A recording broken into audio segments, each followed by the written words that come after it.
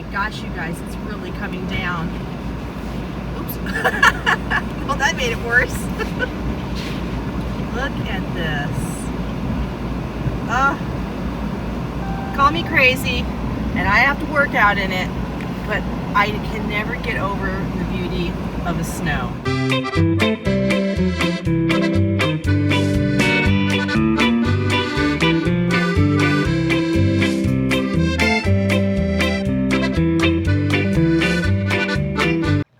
So we have snow this morning.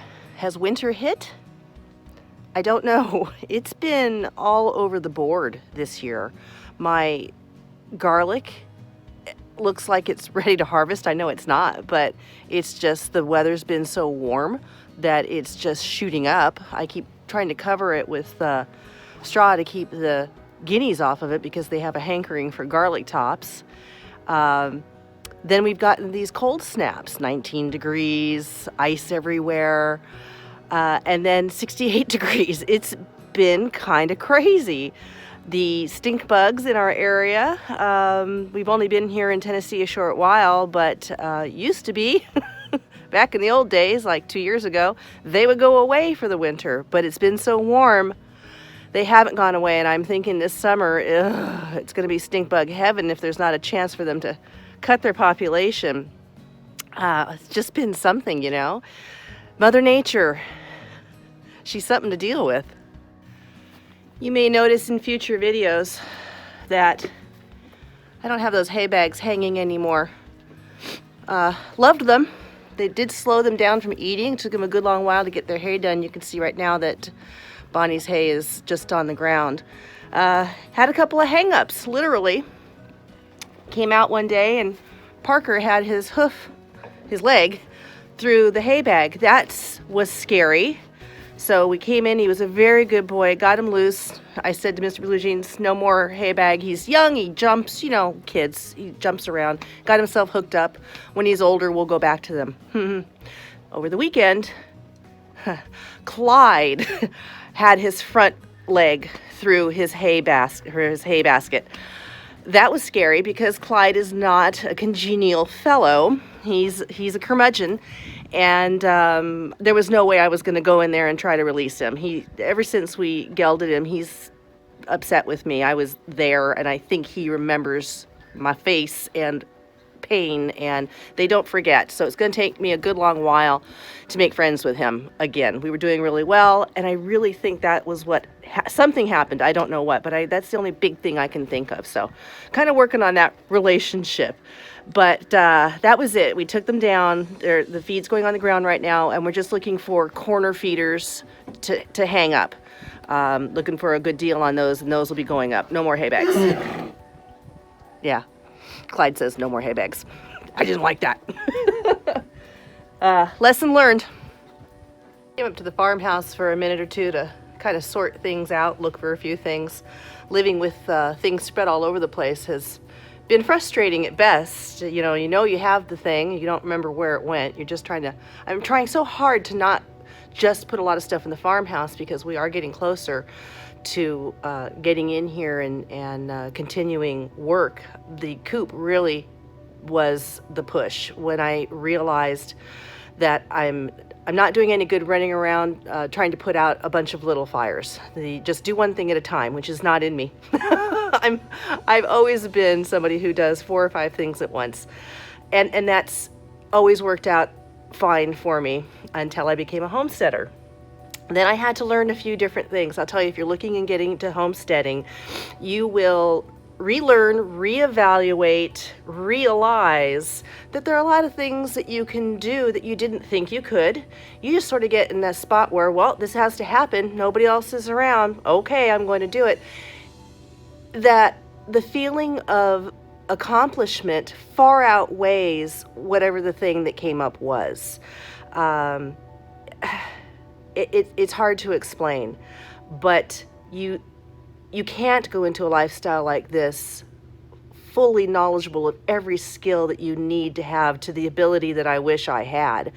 It's not possible because you're everything. You're a lumberjack, a blacksmith, a welder, a gardener, on and on and on and on and on. And nobody can be 100% in all of those. And what I've learned is there are things that I can see down the road as I gain the knowledge I'm going to love. And there are the things that I'm not going to love, but tough. Just tough. Got to do them anyway. And that's fine, because I think doing something that is difficult and learning that you can get through that is kind of huge. I don't know that people push themselves as much anymore. Things are so simple. And that, just that, like I said, that sense of accomplishment is something. So the guinea hen coop was prioritized. We're almost done. The weather interfered. Could have been done this weekend. Didn't work out. Then Sunday we had some good friends surprise us, say, hey, can we come down and visit? Yes, please. So they came and I cooked, which was one of my loves. And that was great. And we just visited and we needed that. Then we woke up to snow. And that's fine. And that's homesteading. You can write it down all you want. It's not always going to go in a row. The list is great. You will be bumping around top to bottom, middle, wherever, crossing things off. It's not going to go 1, 2, 3, 4, 5, 6, 7, 8, 9, 10. No, it doesn't. But that's okay, because I'm learning patience. And I think that's something I'll spend the rest of my life learning. The other thing that I'm learning, and I knew this, but I didn't have a timeline. Tarps are very temporary. The sun and the wind really do a number on them.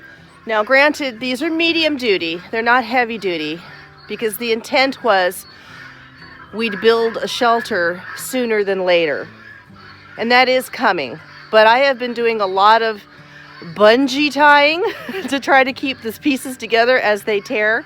I just found a tarp over here we weren't using, so I'm going to replace this one. I'm probably going to bunch this up at the bottom just to keep it somewhat warm.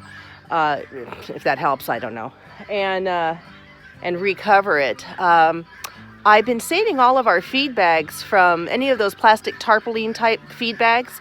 I've saved every one of them, so my thought is at some point, if I need some kind of a tarp, I would just take those, cut them, and sew them together. I hate to see anything go to waste, and I love to sew. Any excuse will do. So if we need a tarp, you'll find me sewing. You don't want to leave your tarps lying around on the ground either. The rats like them a lot. You'll end up having a nice tarp like this become rat food. So down the road, I'll sew those up as well if this tarp lasts that long. Come on out. You crazy kids. Come on out.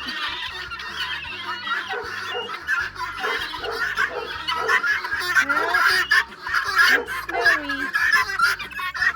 That's right.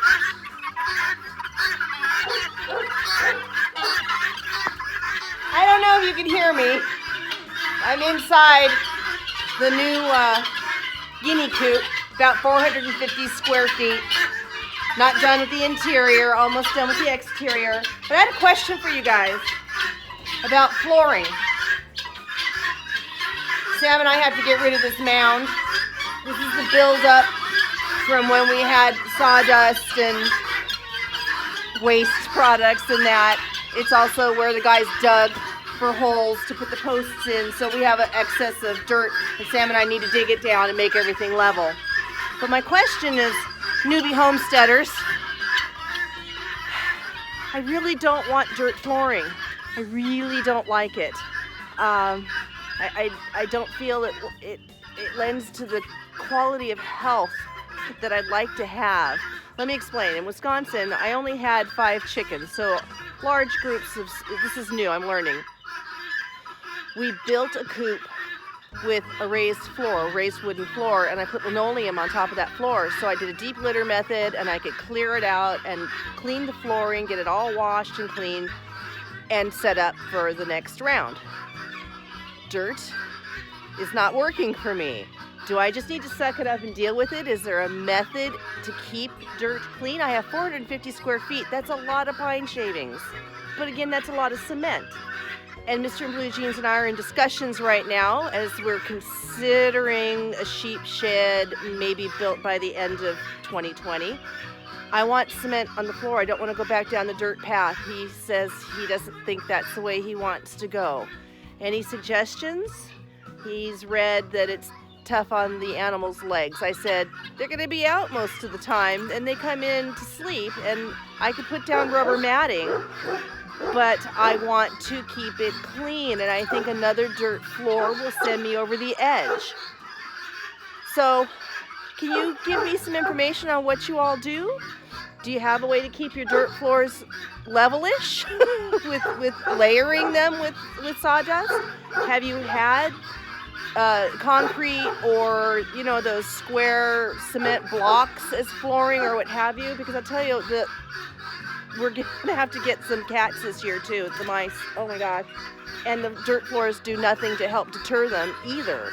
So feel free to post some comments about what your suggestions might be, what you do, how you do it different. If you did it one way and you've lived with that and you didn't like it. Gosh, I'd love to help you guys. Good boy. Can't sit still, can you? Yeah. You want a belly rub? You want a belly rub? Oh, yeah. Belly rubs. I don't know who enjoys these more, you or me. So, being a newbie homesteader, it's hard to believe that last year was 1 year that we were on the farm. This year will be going on 2, obviously. It feels like we've always been here, which I think is a good thing. But being very, very new to this, there are some things that I'm already learning. That it's important to try things. We're all different. Everybody who's on YouTube has different experiences, different ways to go about their learning process. And that's what's so cool. I love all the homesteaders that are showing what they're doing, because there's more than one way, and that's the most important part. Years ago, when Mr. Blue Jeans and I started buying books, and I started my binder collection, this is not all of them, but I have them in categories. This is my Build It, this is just preservation and dehydrating, just garden, not to mention the books that we have to go with all of this. We read and read and read. That was kind of overwhelming, at least for our learning process, kind of overwhelming. Oh my goodness, it's like there's Back to Eden and lasagna that you heard about and exploded for a while, and then that went away. I personally tried square foot gardening and really liked it, and I'm going to incorporate that in our raised beds. But it was about experimentation, and you've just got to get out there and try it. I guess jumping into this only a little over 12 months in, what I'm learning is just do it. Just experiment. Try it. Don't be afraid of the failure. Buy inexpensive seeds at a big box store to start. A good friend of mine who's on the Facebook site gave me a little pearl of information. She said, look, Nikki, hybrids aren't a monster. They are bred to grow quick, and they're great for beginners. You get that under your belt, then you go to the more difficult stuff. I hadn't even thought about that. Thank you, Jamie. I hadn't even thought about that. I love it because when you have it success, you gain that confidence.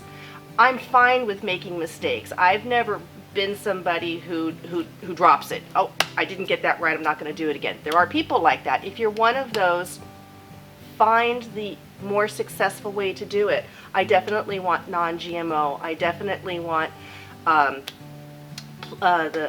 forgotten what they're called. Here you go, homesteader brain. I've got too many things on my brain, but you know what I'm talking about. I want to be able to get to the more difficult things to grow, but I want to have the success first. Let's face it, if I can't just grow a regular old beefsteak tomato, I need to learn what I'm doing wrong. Or maybe I grow one like that and then I take the next step. So I think it is important. Something else that I've learned. I did a lot of fermenting last year because it was quick. I threw away a lot of fermenting last year because we had too much. Everybody's different. You'll need to experiment with what your family does and doesn't eat. But it killed me to have to realize that some of this stuff had to go in compost because the 3 giant gallon jugs of fermented pepperoncinis just weren't going to last had I canned them. Had I just taken the extra time, which I truly did not feel I had. I was starting the YouTube channel, I was getting my footing, I do the blogging, we're doing homeschooling. But this year, is simplify, the year of simplify, and I'm going to add that. Simplifying doesn't mean you can't add something, it just means I had to streamline other things instead of piling it all on top, and I have this giant pyramid of things, and now I feel overwhelmed looking at it. One thing at a time. Big lesson for me. One thing at a time. So I'm going to do more canning this year in order to not have that upset of having to see all that hard work go into composting. Yes, it'll come back to us. However, it was heartbreaking. So it is really about what I'm learning: experience, mistakes, correct, simplify. The skill will come from that later. Don't fret. Ask questions. Join our Facebook page. There are so many people on our Facebook page that are just ready, there, and willing to help. It blows me away. Every day I get up, I feel like I have this major group of friends that I want to say good morning to, that I love getting up and interacting with, and I know if I have a question, somebody's going to help me. They will get to it. They will answer it. That's a great feeling when you're feeling very alone and by yourself, and what do I do, and I'm overwhelmed. Just reach out and ask somebody. It's a great feeling to know that there are plenty of people there. You can do this. If we could do this, you can do this. So that's kind of my year in of realizations. I have pulled back a lot of things I want to do. I had a list. I guess I didn't bring it, but I'll go ahead and go forward with this anyway, without the visual aids. To show you, contrast and compare, my original list from last year was a college ruled sheet of paper with both sides filled of things we were going to get done. I think we accomplished maybe 2. The guinea hoop extension was on that. I never factored in Mother Nature. There are times when it's too rainy, it's too windy, or it's just too darn cold. I'm not in my 20s anymore. I don't want to work when it's bitter cold, and that's just that. Yeah, I'm in my 20s, I did, now not so much. But the extension is done. There's just some attractive outerwear that we're putting on it right now, but the top is on, the exterior is done. Now it's for the interior, and that'll be a new video. My paper now, same college rule piece of paper. I have 8 things on it. I feel that's too many. Yes, even for a whole year. But Mr. Blue Jeans wanted me to add a couple more because he felt we could get there. I'm not going to look at that piece of paper at the end of the year if we didn't get all of those things done as a failure. I'm looking at it as goal setting. Wish list. I would love to get these things done. But unlike the past one, where really 2 pages, what was I thinking? I have taken a critical look at what I'm doing and pared it way down. Keep that in mind. Don't overwhelm yourself. It easily happens. You never know when the next catastrophe will happen, like a giant wind tears your huge 24 by 60 tarp off of your guinea hen roof that's open to the nature now. Things like that you've got to rush out and take care of. You just don't know. So go easy on yourself. Pace yourself. You can do this. I promise.